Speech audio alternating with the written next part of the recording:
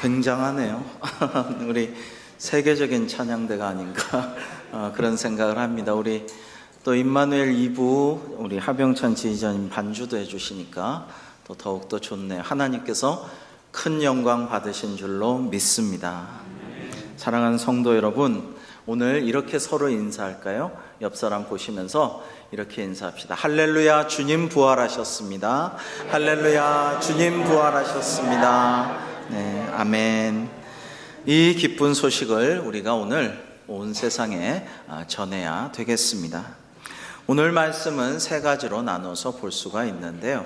첫 번째로는 예수님께서는 말씀대로 부활하셨다, 살아나셨다라는 것입니다. 여러분, 왜 죽음이 두려울까요? 그것은 누가 대단한 말을 하고 아는 척해도 우리가 다 죽을 거지만, 인간은 다 평등하게 다 똑같이 죽을 거지만 죽어본 사람을 못 만나기 때문이죠. 안 죽어봤는데 무슨 말을 하랴, 철학적인 말을, 종교적인 말을 해봐도 그 사람 말을 믿을 수가 없어요. 왜? 그 사람이 죽어본 것도 아닌데 어떻게 아냐고요. 그러니까 죽음이 두려운 것은 죽음이 뭔지, 사후세계가 어떤지 우리가 확실히 알 수가 없기 때문에, 경험해보지 못했기 때문에 두려운 것입니다. 그러나 죽었다가 다시 사신 분이 계시죠. 바로 우리 예수 그리스도이십니다. 안식 후 첫날 새벽 막달라 마리아와 다른 마리아가 무덤을 보려고 갔는데 큰 지진이 일어나고 번개 같은 형상의 눈처럼 하얀 천사가 하늘에서 내려와서 무덤 앞에 큰 돌을 굴려버리고 그 무덤에 앉아 있었어요. 무덤 지키던 자들은 그 천사의 모습을 보고 벌벌 떨며 사색이 되어 있었습니다. 그 다음 오늘 본문입니다. 천사가 여자들에게 말하여 이르되 너희는 무서워하지 말라. 십자가에 못 박히신 예수를 너희가 찾는 줄 내가 아노라.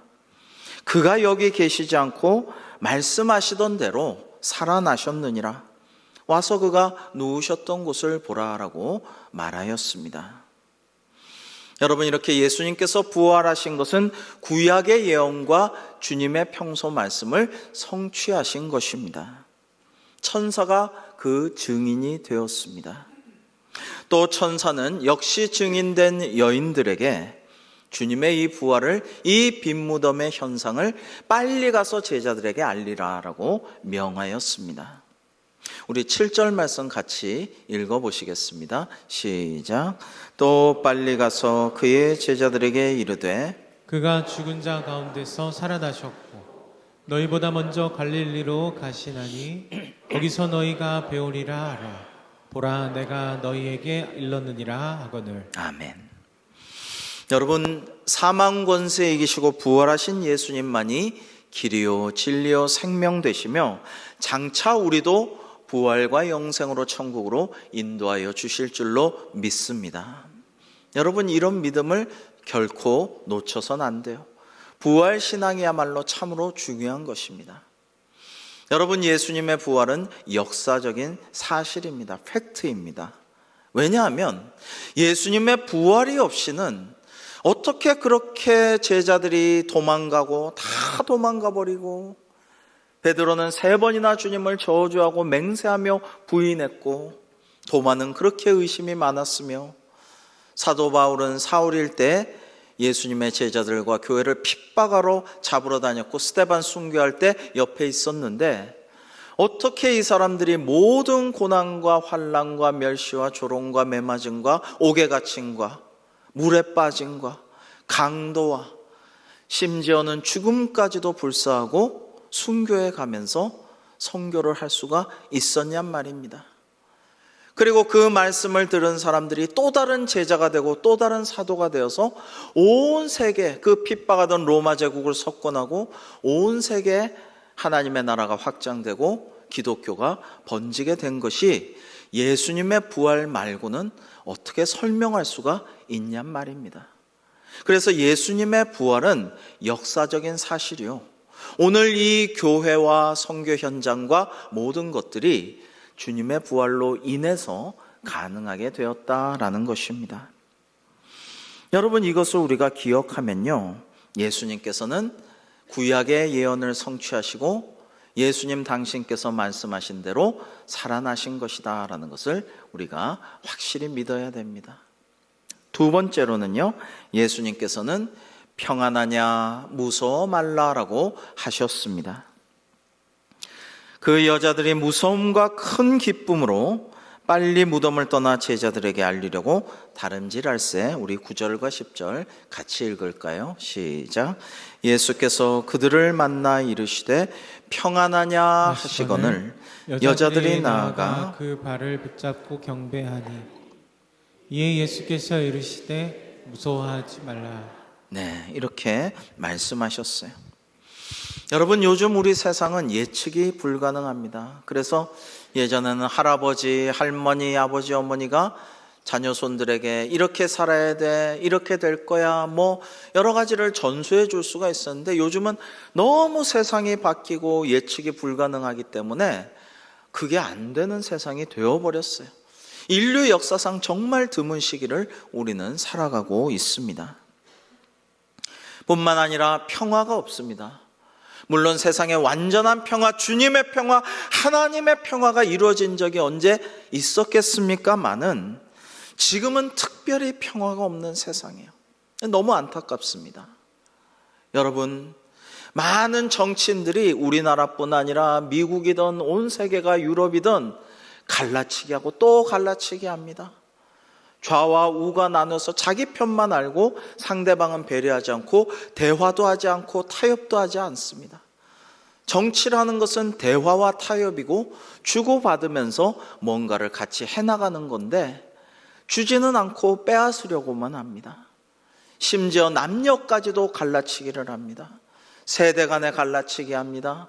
빈부 간에, 계급 간에 갈라치기 합니다. 다 갈라치기해서 자기 유익만 구하는 세상이 되었어요. 그래서 평화가 없습니다. 이 시기는 특별히 평화가 없는 시대입니다. 우리가 많이 보는 유튜브의 유튜버들은 정말 유명인들, 연예인들, 우리가 관심 있어 하는 사람들 뒤를 캐가지고 그 사람들 가정에 파탄 나거나 말거나 좌절하고 절망하고 슬퍼하거나 말거나 정말 극단적 선택을 할까 말까 고민하게끔 하거나 말거나 거짓 뉴스, 가짜 뉴스를 만들어서 유포하고 그걸 통해서 뭘 합니까? 돈을 벌죠. 자기만 잘 먹고 잘 살자고 다른 사람들을 몰락시키는 일을 서슴지 않고 하고 있습니다. 그래서 세상에 평화가 너무 없어요.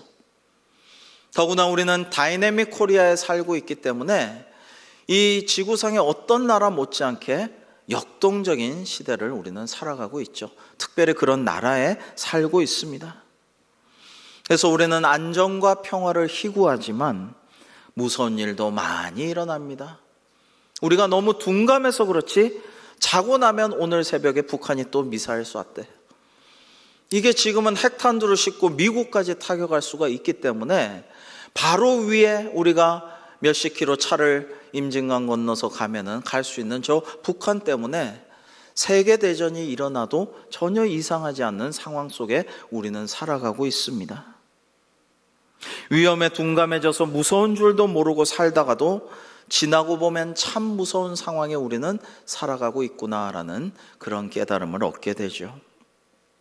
근데 예수님께서는요, 이렇게 갈라치기 하고 분열시키고 가짜뉴스를 만들고 세상의 평화를 원하지 않고 분열과 갈등과 대립과 전쟁을 조장해서 거기서 자기 먹고 살고 부자 되기를 원하는 무기상들만이 죽음의 상인이 아니잖아요. 지금 세상은 모두가 많은 사람들이 그런 거를 추구하는 세상에 살아가고 있지만은 주님께서는 그런 사람들에게 평안하냐라고 물어봐 주십니다. 오늘도 주님의 죽음 때문에 슬픔과 걱정에 시달리던 여인들을 만나 주시고 평안하냐라고 안부를 물어봐 주셨습니다. 또 그들에게 무서워하지 말라라고 말씀하십니다. 평안과 위로를 베푸시는 주님이시라는 것입니다. 예수님께서는 힘들어하고 두려워하는 이들에게 늘 그러셨죠. 그래서 아마 오늘날 대한민국에 오시면 수험생들, 청소년들, 또 청년들을 향해서 평안하냐라고 물어봐 주시고 위로해 주시고 새 힘을 주시고 지혜와 지식을 불어넣어 주실 줄로 믿습니다. 여러분, 부활하신 주님께서는 제자들에게도 거듭거듭 뭐라고 하시느냐? 너희에게 평강이 있을지어다 라고 하셨습니다. 우리 요한복음 20장 19절에서 21절을 같이 한번 읽어보실까요? 시작. 이날 곧 안식 후 첫날 저녁 때에 제자들이 유대인들을 두려워하여 모인 곳에 문들을 닫았더니 예수께서 오사 가운데 서서 이르시되 너희에게 평강이 있을지어다. 이 말씀을 하시고 손과 옆구리를 보이시니 제자들이 주를 보고 기뻐하더라. 예수께서 또 이르시되 너희에게 평강이 있을지어다. 아멘. 여러분, 제자들은 유대인들이 잡으러 올까봐 두려워가지고 문을 꼭꼭 닫아 자물쇠를 걸어 잠그고 자기들끼리 숨어서 나오지를 못했어요. 일본의 히키코모리라 그러죠. 은둔형 외톨이가 작년에 165만 명 정도가 집 밖을 전혀 안 나왔다 그래요. 애들도 있고 청년도 있지만 이제는 장년도 많고 어른도 많습니다. 집 밖에를 아예 한 발자국도 안 나가는 은둔형 외톨이들이 세상이 너무 무서워서 사람들과 소통하지 않으려는 그런 이들이 그렇게 백수십만 명이 된다라는 것입니다. 우리나라도 통계를 못 냈지만 많을 거예요. 그냥 집에서 사람들은 안 만나고 싶고 통화도 잘 안 해요. 그냥 문자나 카톡이나 SNS를 하지 통화를 통해서 감정이 소모되는 것조차 두려워하고 싫어하는 사람이 너무나 많습니다. 그런 사람들에게 주님께서는 평안하냐 말씀하시고 위로하시고 두려워하지 말아라, 무서워하지 말라라고 말씀해 주십니다. 세상 사람들은 평화를 원하기보다 갈라치고 갈등을 조장하고 무기상인 죽음의 상인들이 계속해서 전쟁이 일어나기를 바라고 있고, 미국에는 그렇게 총기 사건이 계속 일어나서 죄 없는 아이들이 학교에서 때로는 교회에서 악마의 그 유혹을 받은 미혹된 자들이, 그 사탄 숭배자들이 그렇게 총질을 하고 있는데 총기 규제가 안 되잖아요. 상식적으로 이루어질 수 없는 일인데도 총기 규제가 왜 안 됩니까? 정치인들에게 여야 없이 로비를 하기 때문에 무기 상인들과 총기 상인들을 막을 수가 없어요. 그들의 그 금권에 휩쓸려 가지고 그 애들이 계속 죽어나가지만 총기 규제를 할 수가 없는 것이죠. 그리고 이 자본주의 사회는 인간을 인간으로 하나님의 모양과 형상을 닮은 자로 대우하고 예우하기보다는 하나의 부속품, 하나의 소모품으로 취급하기가 일쑤입니다. 그러나 우리 주님은 안 그러시다라는 거예요. 거기에 우리의 희망이 있습니다. 주님만은 성경에 내 부모는 나를 버렸어도, 그러나 하나님께서는, 아버지께서는, 주님께서는 우리를 영원히 버리지 아니하신다라는 거예요. 내가 일에 실패해서 자존감이 한없이 낮아져도, 내가 뭘 잘 못해서 미움을 받고 외톨이가 되어서 외로워도, 내가 정말 못났구나 생각하고 극단적인 선택을 생각하고 그래도 세상 사람들은 루저다, 패배자다, 너는 참 쓸모없다 그렇게 생각하지만 주님께서는 그렇지 아니하시다라는 거예요. 주님께서는 한 영혼을 천하보다도 사랑하시는 구주이심을 믿습니다. 여러분, 그래서 세상 사람들은 절대로 이해를 못하는 거죠. 아니, 100마리 양 중에서 99마리 양을 두고 한 마리 길 잃은 양을 쫓아서 찾아가신다는 게 이해가 되느냐? 여러분, 보통 한 20% 정도는 양치기가 양을 잃어버린다 그래요.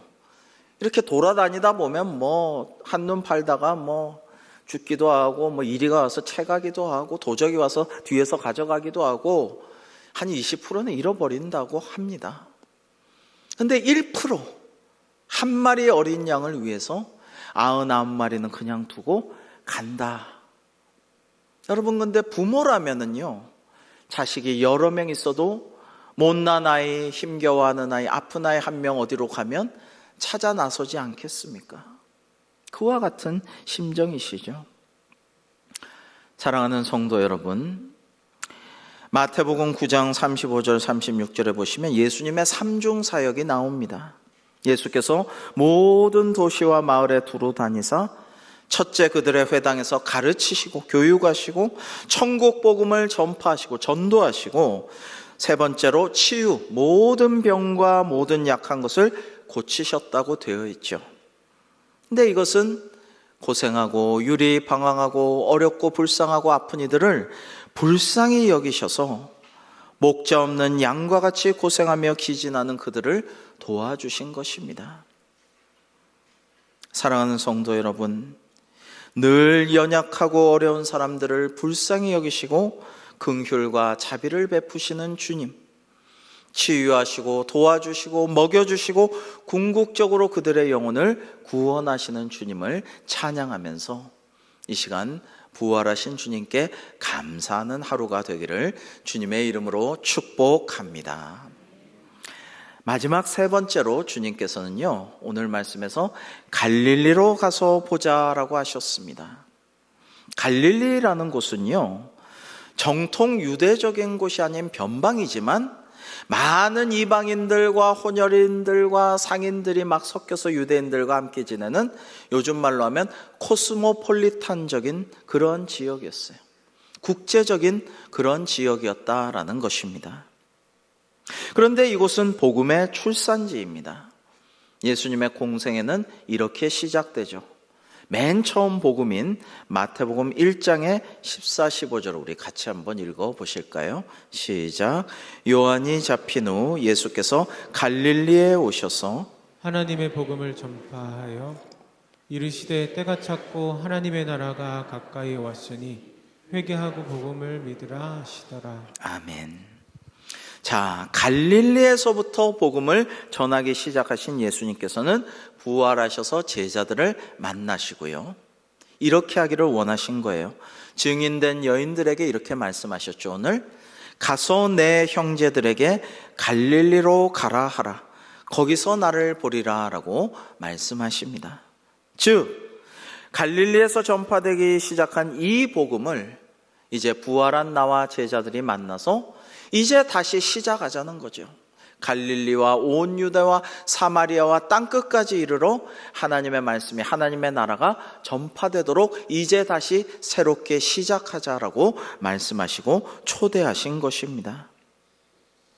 그런 예수님께서는 제자들에게 주님처럼 복음을 전하고 하나님의 사역을 감당하라 하십니다. 그리고 전도할 일꾼을 보내달라고 기도하라고 하십니다. 방금 읽었던 마태복음 9장에서 공생의 사역을 말씀하신 주님께서는 이어지는 37절과 38절에 이렇게 말씀하십니다. 우리 같이 읽어 보시겠습니다. 시작. 이에 제자들에게 이르시되 추수할 것은 많되 일꾼이 적으니 그러므로 추수하는 주인에게 청하여 추수할 일꾼들을 보내주소서 하라 하시니라. 아멘. 여러분, 예나 지금이나 주님 때나 우리 때나 전도 대상자는 많은데, 사실 전도해야 할 사람들은 너무 많은데 전도할 일꾼은 항상 적었다라는 거예요. 항상 적었다. 오늘날에도 초대형 교회로 사람들이 많이 몰립니다. 거의 수평 이동입니다. 그냥 이 교회 다니다가 다른 교회로 옮기는, 가장 편리하고 시설도 좋고 여러 가지로 좋은 그런 초대형 교회로 수평 이동이 많이 몰리는 거예요. 그러나 우리가 할 일은, 정말 중요한 일은 전도해서 주님을 모르고 지옥에 갈 수밖에 없는 영혼을 구원하는 길이에요. 요즘 계속 매주 전도가 이어지고 있어 참 감사합니다. 지난주에도 우리 교회 스스로 오는 새가족이 참 많으신데 계속 전도가 되고 있어요. 오늘도 일부 예배 때 이른 아침에 전도해서 오셨는데 참 예배가 좋다고 웃으면서 대화를 나눠서 감사했어요. 여러분, 오늘 부활주일입니다. 주님께서 갈릴리에서 만나자 제자들에게 하신 것은 이제 다시 새롭게 복음을 전하자. 문 닫아 걸고 사람들과 안 만나고 방콕하고 있던 그런 제자들에게 주님께서는 이제 새로 시작하자 말씀하시는 것입니다. 복음을 증거하자고 초대하시는 것이고 사역을 명하시는 것입니다. 어느 교회학교 선생님이 반 아이들에게 물어봤어요. 얘들아, 만약에 선생님이 집과 자동차와 선생님이 갖고 있는 모든 좋은 것들을 다 팔고 헌금하면 천국에 갈 수 있겠니? 그러자 애들이 아니요 라고 했어요. 그럼 선생님이 지금보다 더 교회에 열심히 봉사하고 노력하고 그렇게 너희들을 잘 가르치면 천국 가겠니? 라고 하자 애들이 아니요 라고 했어요. 그러면 너희들 더 맛있는 거 많이 사주고 동물까지 많이 사랑하고 아껴주면 선생님이 천국 갈까? 그러자 애들이 또 아니요 라고 했어요. 그래서 야, 그럼 선생님 어떻게 해야 천국 가겠니? 너희들이 말 좀 해봐라. 그때 애들이 조용해요. 한 꼬마 아이가 얘기했어요. 선생님 죽어야 천국 가요. 이렇게 이야기를 했다라고 합니다. 참 좋은 얘기 같은데요. 근데 한번 이 얘기 듣고 생각해 봤어요. 꼭 죽어야 천국 갈까요? 마르다와 주님의 대화를 저와 여러분 한번 교독해 보시겠습니다. 마르다가 이르되 마지막 날 부활 때에는 다시 살아날 줄을 내가 아나이다. 이르시되 나는 부활이요 생명이니 나를 믿는 자는 죽어도 살겠고 무릇 살아서 나를 믿는 자는 영원히 죽지 아니하리니 이것을 내가 믿느냐. 이르되 주여 그러하여다. 주는 그리스도시요 세상에 오시는 하나님의 아들이신 줄 내가 믿나이다. 아멘. 자, 그러니까 주님께서 뭐라고 하셨냐면 저와 여러분처럼 예수님을 믿는 사람은, 믿고 나의 구주로 영접한 사람은 지금부터 쭉 영생이에요. 지금 영생을 누리고 있고 내 안에 주님 오셔서 나를 다스리고 있고 내 안에, 우리 안에 지금 이 시간에 하나님의 나라가 이 시간 임하고 있는 줄로 믿습니다. 우리가 지금 하나님의 나라에 거하고 있는 거예요. 하나님의 나라가 역사하는 거예요. 그런데 여러분, 죽어서도 천국까지만 믿는 자도 살아서 쭉 천국과 영생을 지금 누리는 것이지만, 그래서 우리의 육신은 죽어도 영혼이 나중에 육신과 함께 부활하여서 천국에서 영생 복락을 누릴 것이지만 문제가 있어요. 그것은 복음을 듣지 못하고 예수님을 알지 못하고 들어도 무관심하고 하나님의 말씀 배우지 못하고 그 신령한 지식을, 신비를 모르는 자들은 어떻게 돼요? 예수님을 믿고 구주로 영접하지 못하니까 구원받지 못하고 천국 가지 못하고 영생을 누리지 못한다라는 것입니다. 이게 정말로 중요한 문제입니다. 종교개혁 초기에 영국의 개신교도들을 퓨리턴이라고 하죠. 아주 순결하다고 해서 청교도라고 합니다. 그런가 하면 프랑스의 초기 개신교도들을 위그노라고 합니다. 이 위그노라는 뜻은 하나님 말씀만 따르기로 맹세한 사람들이라는 뜻입니다. 왜 이런 맹세가 필요하냐?